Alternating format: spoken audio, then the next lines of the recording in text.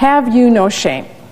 If you think you can look the American people in the face and tell them we have to bring down the debt after passing what might be the most expensive bill in history, if you think you can do that and then be taken seriously, well, you know what? If you believe that, maybe you are foolish enough to think that 0 and a trillion are the same. Mr. President, I can't believe this is what we're doing today, because I can tell you right now, if this happens, we will all laugh you out of the room, because we have never seen anything like this. Not in my time here in the Senate, not in my time on this planet. We are not going to let anyone forget that you're trashing the rules in order to pass this egregious bill. Donald Trump's big, beautiful bill is blowing up in his face wherever he looks. And right now he's looking towards the Senate, where not only did we see him attack Tom Tillis to the point of retiring for his opposition to the agenda, but now he has launched an all-out campaign against Rand Paul, who is delivering knockout blows to Trump's agenda that have him losing his mind. We're going to get into all of it, but of course we have to start with Rand Paul and what he said to trigger Trump's meltdown. Senator from Kentucky. In deciding whether to vote for the big, not-so-beautiful bill, I've asked a very specific question. Will the deficit be more or less next year? The answer, without question, is this bill will grow the deficit. The federal government has fancy formulas and hundreds of wonky accountants who inform us of their projections over 10 years. But you often can't trust these projections. In an excellent piece written by the Foundation for Economics and Education entitled "The CBO's Projections Are Worse Than Useless," Eric Schuler writes, "Long-term analysis and language is commonplace in U.S. national politics, but it achieves no useful outcome. It confuses far more than it clarifies. It does not provide accurate estimates of long-term results. It does not improve the average voter's understanding of policy effects. And it gives politicians a means to claim they are being fiscally responsible without actually exercising any prudence whatsoever. Sometimes the predictions are off because a new Congress is elected and changes the law.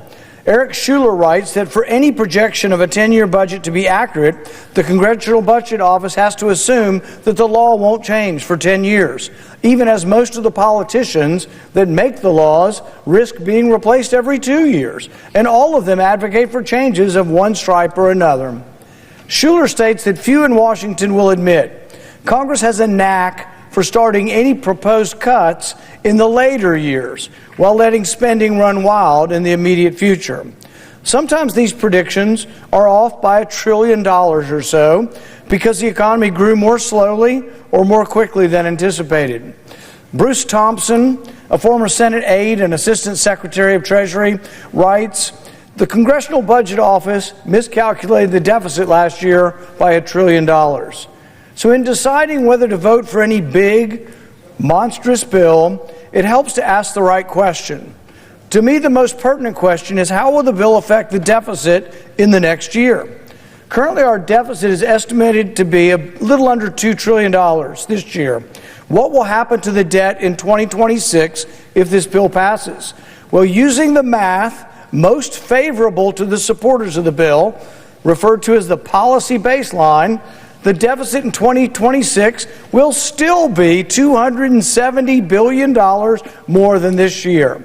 So even using the math, even using the formulas that the supporters of the bill like, the deficit will grow by $270 billion next year. That's just not good if you profess to be fiscally conservative. Why will the deficit grow next year? Well, even if you argue that the 2017 tax cuts don't need to be counted in the calculation at all, the new tax cuts add up to $234 billion to the debt next year. In addition, the big not-so-beautiful bill adds new spending of over $500 billion, military, border, agricultural subsidies, etc.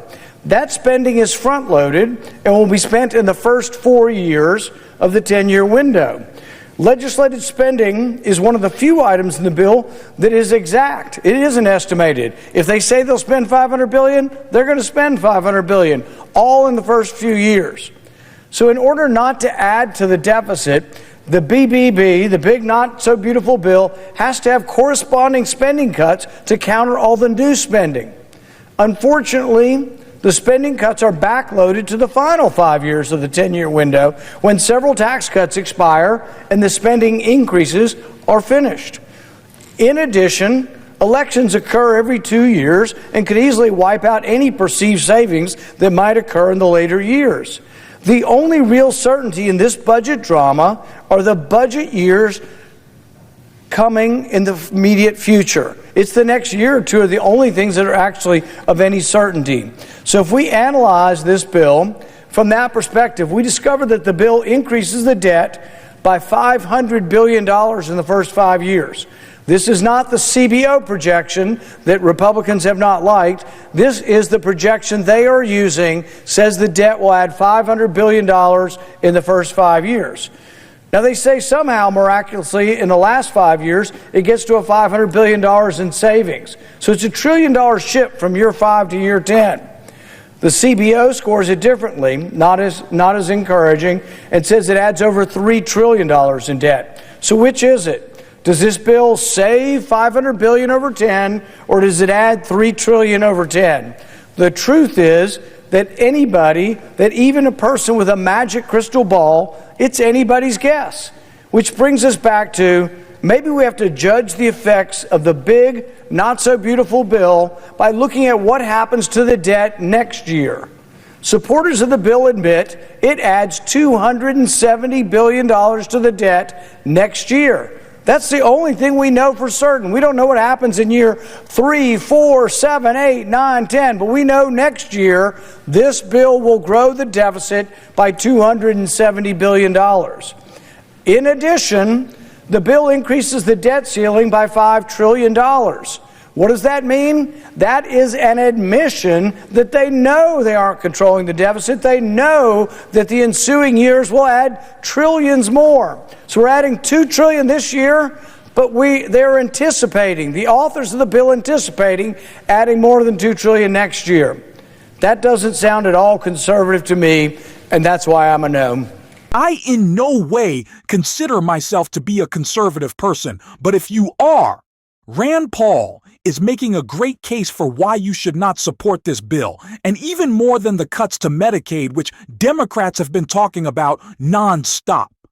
I actually do appreciate that his focus is on an issue that we may not be talking about in the same way, whether you like the perspective he is taking or not. Of course, we've seen senators like Ron Johnson in opposition to this bill who are mad. It doesn't throw enough people off their health care, but I think this is an important point to make about how little Republicans actually care about the deficit ramp. Paul said that they would own this crisis if they voted for this bill, and it's the reason Trump is bringing out the threats once again, and we can see that. Right here, Trump wrote on Truth Social, "For all cost-cutting Republicans, of which I am one, remember you still have to get reelected. Don't go too crazy. We will make it all up times 10 with growth more than ever before, so the threats of primaries are really coming out strong for Donald Trump. This is all he has left, is his cult to rely on, to get his terrible agenda across the finish line, and there still is a possibility that more Republicans come out against this agenda. And it might be helped by the fact that Democrats are making such a great case against it. And we saw that with Senator Patty Murray in this clip right here. Mr. President, there are some things you can't change with legislation, despite what my colleagues on the other side of the aisle seem to believe. For example, 1 + 1 is 2. And while $1 trillion might have a lot of zeros in it, it is, in fact, a much, much bigger number. Now, that might sound obvious, but apparently my colleagues across the aisle need a little reminder, because right now, Republicans are pretending not to get it. It is almost beyond belief, and it is certainly beyond common sense. After years of complaining about the debt In fact, at the same time they're talking about how we need to address the debt, Republicans now are suddenly pretending they don't know how to count. Republicans are suddenly pretending the parliamentarian doesn't exist if they don't talk to her. Republicans are suddenly pretending that precedent doesn't exist if they just fake amnesia, and that norms and consequences for breaking them will just disappear if they wish it away really hard. My preschool students had more common sense. Republicans should know if they replace math with magic, if they tear up the Senate process, if they blow off the Senate parliamentarian, that bill will come due. And not just the bill for $4 trillion blown on tax cuts for billionaires and corporations. The bill will also come due for trashing this Senate process and precedent when Republicans are no longer in the majority. And as a senator from Washington? Mr. President, I've been here a long time.